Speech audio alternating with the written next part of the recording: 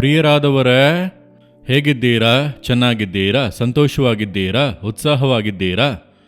ಯೇಸು ಕ್ರಿಸ್ತನಲ್ಲಿ ನೀವು ಯಾವಾಗಲೂ ಸಂತೋಷವಾಗಿ ಇರಬೇಕು, ಸರಿನಾ? ಹೇಗೆ ಸಂತೋಷವಾಗಿ ಇರುವುದು? ಬರೀ ಉಪದ್ರವಗಳೇ ಆಗಿದೆ.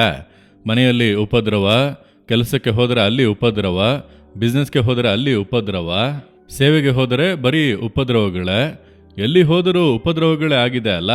ಎಂದು ಇದಕ್ಕೆ ಒಂದು ಅಂತ್ಯ ಬರುತ್ತದೆ ಎಂಬುದಾಗಿ ಸೋತು ಹೋಗಿದ್ದೀರಾ? ಏನು ಭಯಪಡಬೇಡಿ. ದೇವರೇನು ಹೇಳಿದರು? ಲೋಕದಲ್ಲಿ ನಿಮಗೆ ಉಪದ್ರವಗಳು ಉಂಟು, ಆದರೂ ಧೈರ್ಯವಾಗಿರಿ ಎಂಬುದಾಗಿ ತಾನೇ ಹೇಳಿದರು. ಉಪದ್ರವಗಳು ಇರುತ್ತವೆ. ನೋಡಿರಿ, ನಾವು ಹಾದು ಹೋಗುವಂಥ ಮಾರ್ಗದಲ್ಲಿ ಉಪದ್ರವಗಳನ್ನು ತಪ್ಪಿಸುವುದಕ್ಕೆ ಆಗದು. ಆದರೆ ಏನು ಮಾಡಬೇಕು ಗೊತ್ತಾ? ಒಂದು ವಿಷಯವನ್ನು ಮನಸ್ಸಿನಲ್ಲಿ ಇಟ್ಟುಕೊಳ್ಳಬೇಕು. ದೇವರು ಹೇಳುತ್ತಾರೆ 2 ಕೊರಿಂಥದವರಿಗೆ 4ನೇ ಅಧ್ಯಾಯ 17ನೇ ವಾಕ್ಯದಲ್ಲಿ, ಕ್ಷಣ ಮಾತ್ರವಿರುವ ನಮ್ಮ ಹಗುರವಾದ ಸಂಕಟವು. ಸಂಕಟ, ಉಪದ್ರವ ಅನ್ನುತ್ತೀರಲ್ಲ, ಕ್ಷಣ ಮಾತ್ರ, ಅತಿ ಬೇಗನೆ ಅದೆಲ್ಲವೂ ಕೂಡ ನೀಗಿ ಹೋಗುವುದಂತೆ. ಇದೆಲ್ಲವೂ ಕೂಡ ಹಗುರವಾದ ಉಪದ್ರವಗಳು. ಯೇಸು ಕ್ರಿಸ್ತನ ಉಪದ್ರವಗಳೊಟ್ಟಿಗೆ ಹೋಲಿಸಿ ನೋಡಿರಿ, ಇದು ಹಗುರವಾದ ಉಪದ್ರವಗಳು ತಾನೆ. ನಾನು ಹಾಗೆ ನೋಡುವೆ. ನನ್ನ ಕುರಿತು ಏನೇನೋ ಹೇಳುತ್ತಾರೆ, ಮಾಡುತ್ತಾರೆ, ಅವಹೇಳನ ಮಾಡುತ್ತಾರೆ, ಬೈಯುತ್ತಾರೆ, ವಿರೋಧಿಸುತ್ತಾರೆ, ಏನೇನೋ ಕಾರ್ಯಗಳು ನಡೆಯುತ್ತಾ ಇವೆ ಅಲ್ಲ ಅನ್ನುವಾಗ ಸ್ವಲ್ಪ ಸೋಲು ಬರುತ್ತದೆ. ನಾನು ತಕ್ಷಣ ಯೋಚಿಸುವೆ, ಯೇಸು ಕ್ರಿಸ್ತನು, ಆತನು ಎಷ್ಟು ಪರಿಶುದ್ಧನಲ್ಲವ? ಒಬ್ಬರಿಗೂ ಕೇಡನ್ನು ಮಾಡಲಿಲ್ಲ, ಒಳ್ಳೆಯದನ್ನು ಮಾತ್ರ ಮಾಡಿದನು.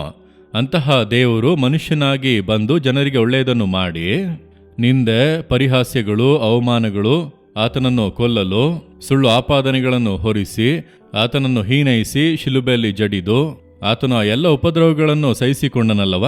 ಹಾಗಾದರೆ ನಾವು ಈ ಉಪದ್ರವಗಳನ್ನು ನೋಡಿ ಭಯಪಡಬಾರದು. ಯೇಸುವೆ ಅಷ್ಟು ಕಷ್ಟ ಸಂಕಟಗಳನ್ನು ಸಹಿಸಿದ್ದಾನೆ ಎಂಬುದಾಗಿ ಯೋಚಿಸುವಾಗ ಹೃದಯದಲ್ಲಿ ಧೈರ್ಯ ಬರುತ್ತದೆ. ಹಾಗಾದರೆ ಈ ಉಪದ್ರವಗಳನ್ನು ಆತನ ಉಪದ್ರವಗಳೊಟ್ಟಿಗೆ ಯೋಚಿಸಿ ನೋಡುವಾಗ ಇದೆಲ್ಲ ಬಹಳ ಅಲ್ಪವಾದದ್ದು, ಹಗುರವಾದದ್ದು. ಆತನು ಎಷ್ಟು ಉಪದ್ರವಗಳನ್ನು ಸಹಿಸಿದನಲ್ಲವ? ನಾವು ಅನುಭವಿಸುತ್ತಾ ಇರುವುದು ಇಷ್ಟೇ. ಅದರ ಕುರಿತು ಯಾಕೆ ಕಂಗಾಲಾಗಬೇಕು? ಹಾಗೆ ಅದು ಕ್ಷಣ ಮಾತ್ರ, ಬೇಗನೆ ನೀಗುತ್ತದೆ ಎಂಬುದಾಗಿ ದೇವರು ಮಾತು ಕೊಟ್ಟಿದ್ದಾರೆ. ಯಾವಾಗಲೂ ಇರುವುದಿಲ್ಲ. ನಾನು ಹಿಂತಿರುಗಿ ನೋಡುತ್ತೇನೆ, ಹಿಂದಿನ ಕಾಲದಲ್ಲಿ ಬಂದಂಥ ಉಪದ್ರವಗಳು ಈಗ ಕಾಣುತ್ತಿಲ್ಲ, ಅದು ಇಲ್ಲ, ಅದೆಲ್ಲವೂ ನೀಗಿ ಹೋಯಿತು.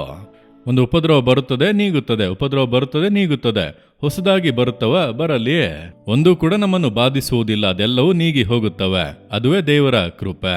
ಆತನು ನಮಗಾಗಿ ಅದೆಲ್ಲವನ್ನು ನೀಗಿಸಿ ಮುನ್ನಡೆಸುತ್ತಾ ಇರುವನು.